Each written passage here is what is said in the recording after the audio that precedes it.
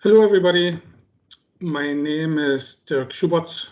I'm a senior lecturer at social policy here at Queen's University Belfast, and I'm also involved in ARC, which is our joint university social policy hub shared between Ulster University and Queen's University. So I'm really sorry I can't be with you today for the launch of the COVID-19 volunteering survey. Well, as I said, I'm a lecturer, and today, when you see this video, I have to lecture some of our integrated PhD students and teach them something about research methods. So unfortunately, that takes priority, and so video it is. About a year ago, I would have been really nervous about that when COVID-19 first came around, and we all had to learn how to record videos. Now it's become something really normal, and I would have labored around the videos and perfection and everything like that. Sometimes recorded videos multiple times before I was ready to share with my students. I'm afraid that sort of attitude is gone, so you probably won't get perfection today, but hopefully a much more natural presentation. First of all, I want to thank Denise for inviting us to work with Volunteer Now for the third time, actually. We've previously worked with Volunteer Now with the Young Life and Times survey, which is a survey that I'm responsible for, survey of 16-year-olds, where we captured the experiences of 16-year-olds in relation to volunteering.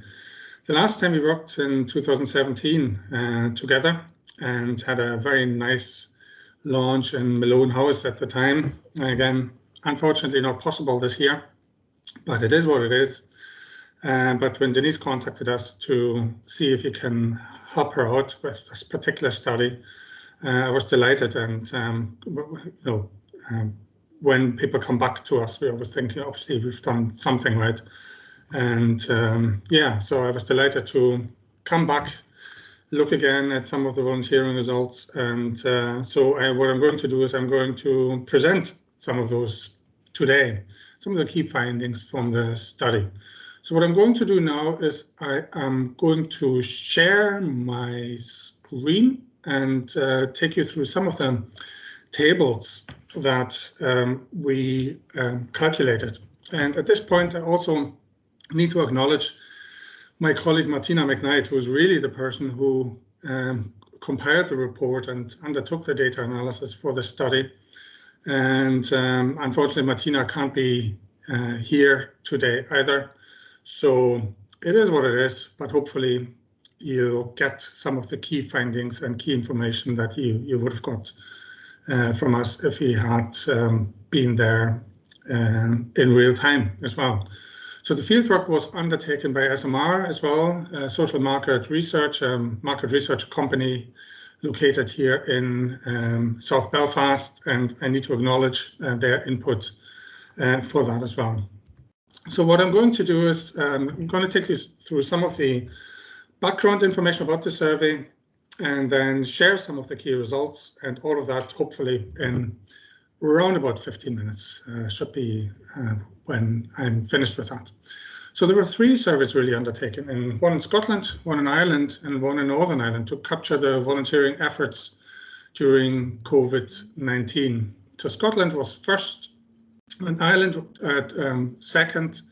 And then I suppose that's when Denise found some funding and in order to undertake a survey in Northern Ireland as well, to compare what's happening in Northern Ireland with Scotland and in Ireland. The focus of these surveys, these were quite short surveys actually, and the focus was really to capture a volunteering experience before, during and after COVID lockdown, and the focus is on both formal and informal volunteering. In terms of the fieldwork, so there was a representative sample taken in each of the constituency of approximately 1,000 respondents. Northern Ireland was slightly over, and Ireland was exactly 1,000. And in Scotland, it was also slightly over, but roughly 1,000 respondents took part. The age range of respondents was slightly different. In Northern Ireland, it was 18 plus. In Scotland, it was 16 plus.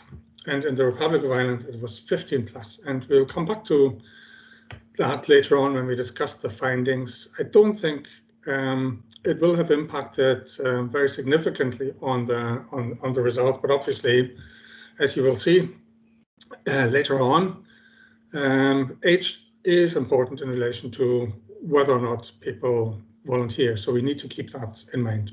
So in Northern Ireland, as I said, the fieldwork was undertaken by SMR, Social Market Research Agency, and they used an online panel. And what that means, for those of you who are not familiar with that, it's basically there's a volunteer of about 1,000 people who regularly are being approached to complete surveys. Obviously, market research agencies have various clients and undertake various surveys for different businesses and companies and organizations and so forth. So the online panel basically means a number of people who are being regularly approached to complete surveys and answer questions and so forth. Now, the advantage of that is, obviously that fieldwork can be undertaken much, much faster because these people are on board. Often they are getting, they're being paid, or they have incentives to take part in that. But also, of course, it means that you always get the same people responding to questions, and as you will probably appreciate if you ask yourself, would I be willing to do that or would I not? So it is people who are probably feeling having a stronger sense of sort of contributing to policy development or doing something useful and so forth. That might be on these panels. So there is what we call a self-selection bias. People voluntarily come forward, but then, except for the census where everybody has to complete that and it's compulsory, that's an effect that you would have in every survey. So we're not really worried about that. So online panel suggests that the survey was completed online, and that happened in all 3 constituencies. So as I said earlier, so in Scotland, the fieldwork took place in June 2020, in Ireland was September 2020, and in October 2020, Northern Ireland followed suit. So I hope you can see that. You should hopefully. So that's a survey content really. So the survey focused on volunteering activities since the start of COVID-19, the kinds of activities undertaken, again, formal or informal volunteering.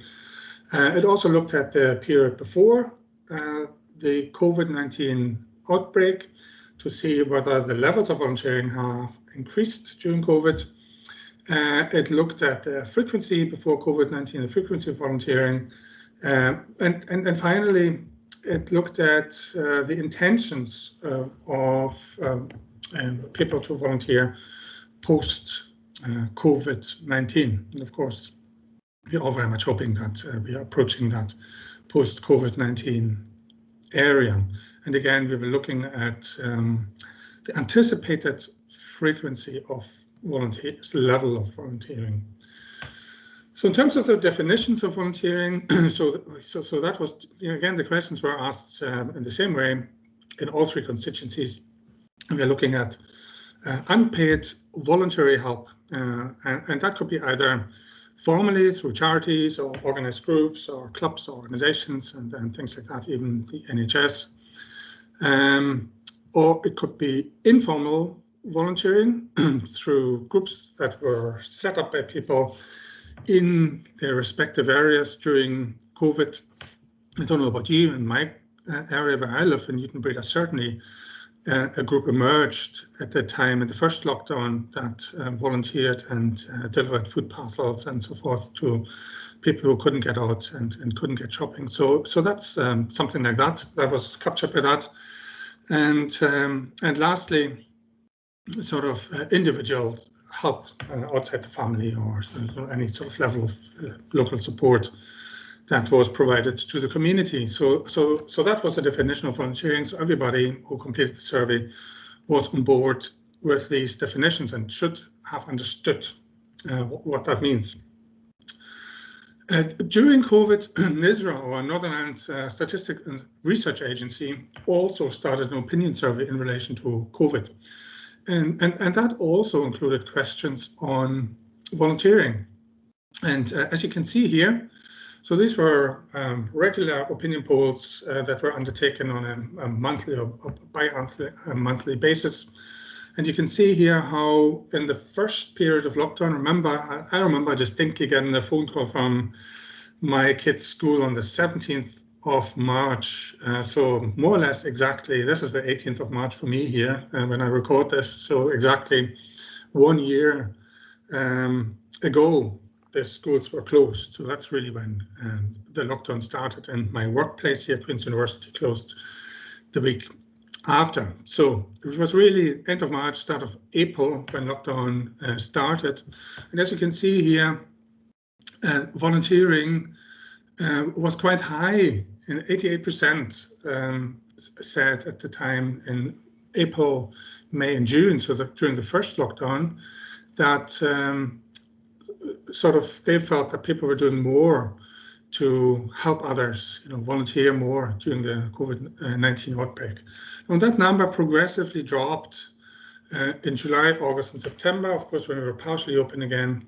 But then even when we compare the first lockdown with the second lockdown, October, November, December, although it was not really like for like, but approximately like for like, you can see that it was the first period of the lockdown here where 88% of the respondents to the NISRA'S survey felt that people did more or helped more in their communities, formally or informally.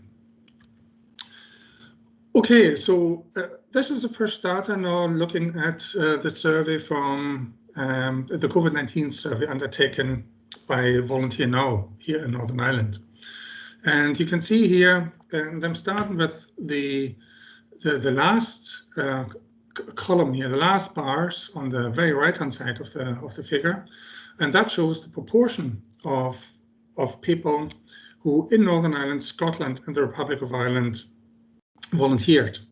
Okay, so you can see here that in Northern Ireland the proportion was 69%, in Scotland it was 74%, in the Republic of Ireland 75%. So from a statistical point of view, there is no statistical difference between these figures. So they are very similar, as you can see here.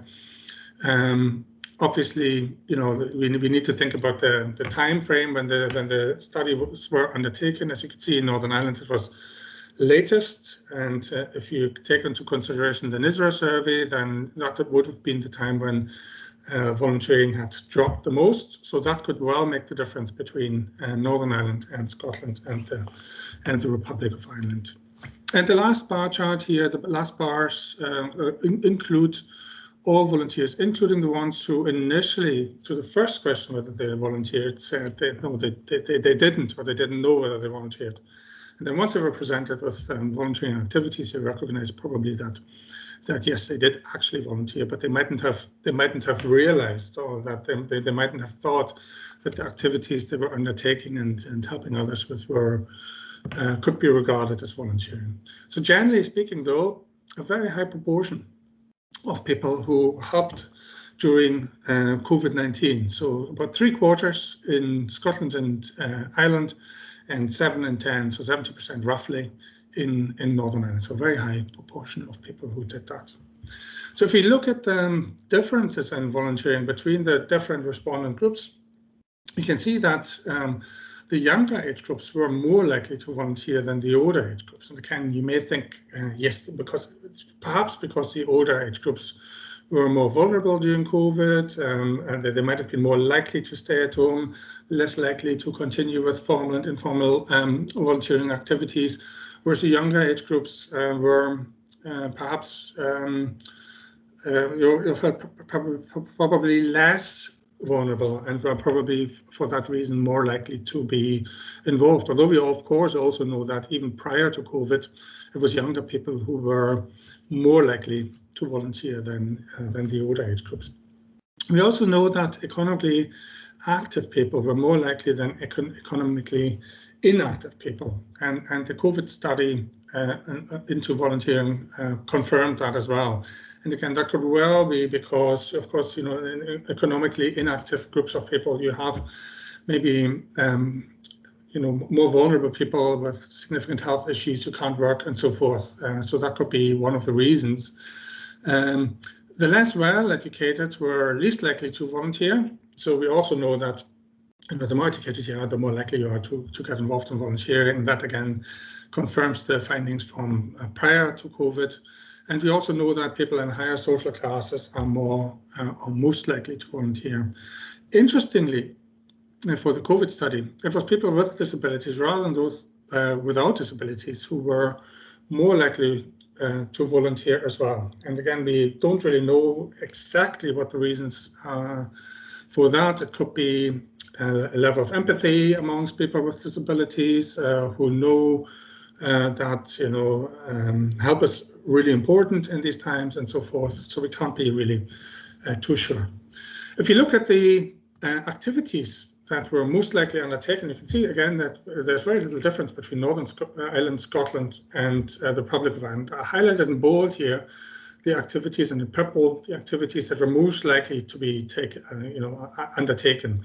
And for Scotland and Northern Ireland is exactly the same. The difference in the Republic of Ireland is that we have 29% of people who said they helped taking people to medical appointments, and that figure is quite high compared to Scotland and Northern Ireland, and in particular compared to Scotland.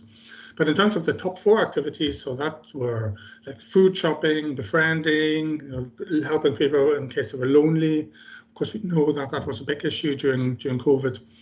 Just general household tasks and chores, and the collection and delivery of prescription and food support were sort of the main activities that were undertaken during the time. Of course, organizational volunteering couldn't happen during the time, as we know a lot of organizations had closed. So that does not come as a result. So moving to the question about volunteering before COVID-19, you can see here that approximately 40 to 45% in all 3 constituencies had volunteered prior to COVID-19. So that's March 2019 to February 2020. Again, you know, the first lockdown started in the middle of March in most constituencies. So if you keep in mind the volunteering during COVID, which was around 70–75%, and here we have the level of volunteering before COVID, roughly 40 to 45%, you can see that there was indeed a significant increase in people coming forward and helping to volunteer. So it is the case, as the data clearly shows, in all 3 constituencies that during the COVID lockdown, in particular the first lockdown, people really stepped up to the mark and helped their communities informally or formally if that was required.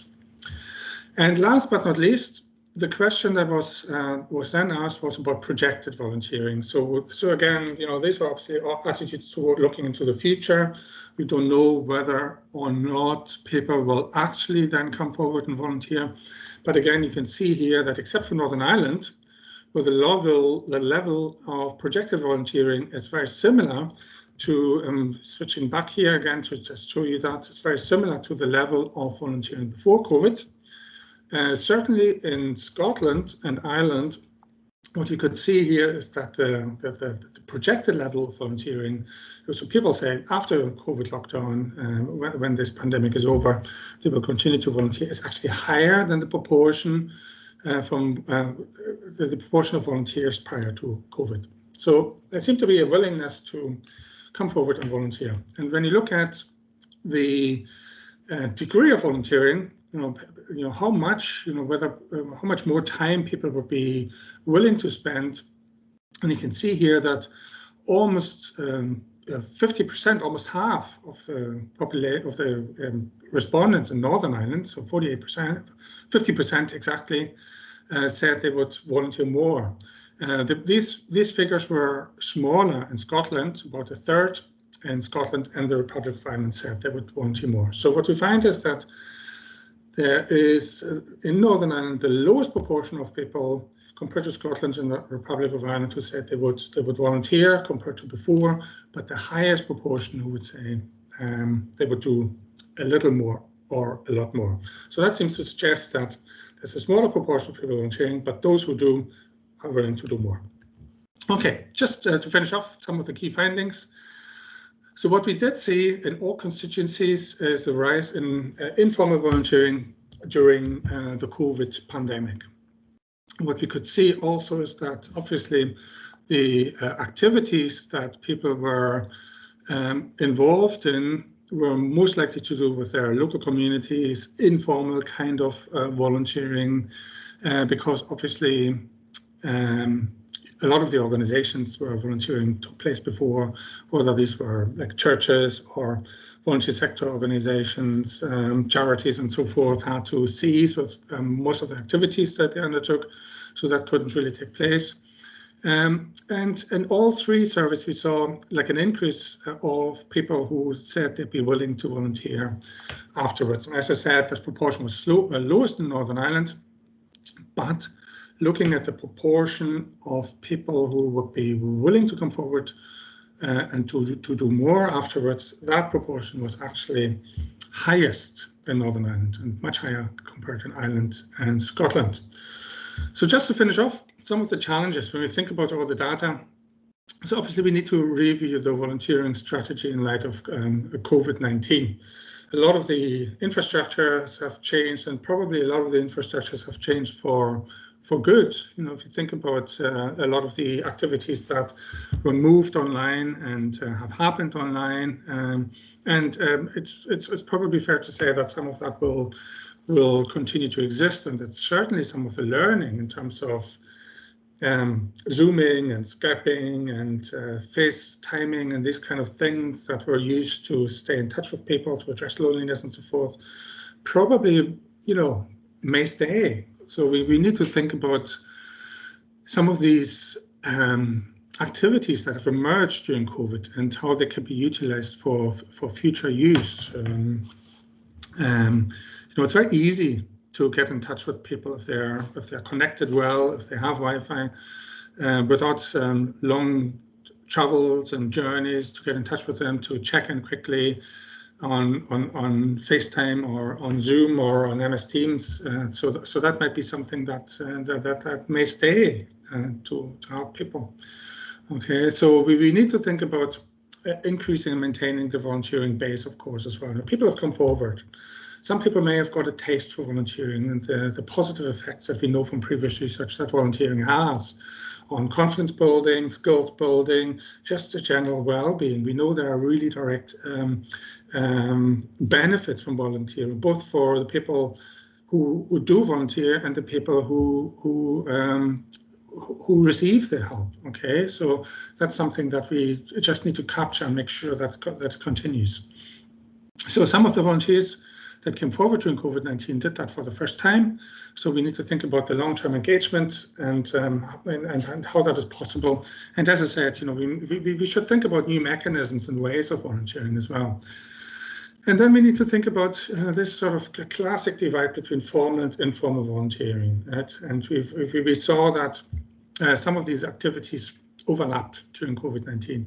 And again, so there's an opportunity now to think about this and how we can use some of the informal volunteering mechanisms and incorporate them perhaps in formal volunteering and vice versa.